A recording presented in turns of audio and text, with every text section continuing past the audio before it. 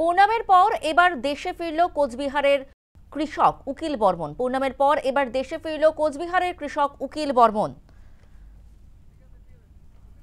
উকিল বর্মনকে অপহরণ করে বাংলাদেশের দুষ্কৃতীরা এবং পূর্ণামের পর এবার দেশে ফিরল উকিল বর্মন, তাকে ছেড়ে দিল বাংলাদেশিরা।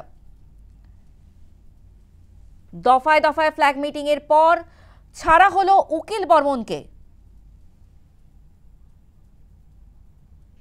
দীর্ঘ এক মাসের প্রতীক্ষার পর অবশেষে বাড়ি ফিরল উকিল বর্মন।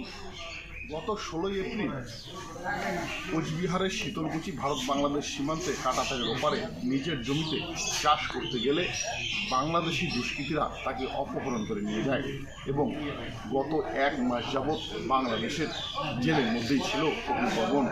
অবশেষে ভারত সরকার এবং রাজ্য সরকারের উদ্যোগে অবশেষে কিন্তু উকিল বর্মন বাড়িতে ফিরেছে। গতকাল রাতেই বিজিবির পক্ষ থেকে উকিল বর্মনকে বিএসএফের হাতে তুলে দেওয়া হয় এবং এই যে গত 16 এপ্রিল যখন উকিল বর্মন তার নিজের জমিতে চাষ করছিল, সেই সময় 6 জন দুষ্কৃতী সেই জমি থেকে তাকে তুলে নিয়ে যায় এবং তারপরেই কিন্তু বিএসএফের পক্ষ থেকে বিজেপির সঙ্গে ফ্ল্যাগ মিটিং করার পরেও কিন্তু তাকে ছাড়া হয়নি। অবশেষে তাকে কিন্তু অনুপ্রবেশের অপরাধে কিন্তু তাকে বাংলাদেশে কিন্তু তার বিরুদ্ধে মামলা করা হয় এবং সেই মামলায় কিন্তু অবশ্যই জামিন দেওয়া হয় এবং জামিন পেয়ে গতকালকে কিন্তু ভারতে ফিরেছে উকিল বর্মন। এবং আজকে এই উকিল বর্মন ভারতে ফেরার পরেও কিন্তু তার চোখে মুখে রয়েছে যথেষ্ট আতঙ্ক এবং আগামী দিনে কাঁটাতারের ওপারে নিজের জমিতে কী করে চাষ করতে যাবে তা নিয়ে দুশ্চিন্তা রয়েছে উকিল বর্মন এবং তার পরিবার। কোচবিহার থেকে হিরঙ্কার রিপোর্ট, নিউজ 9।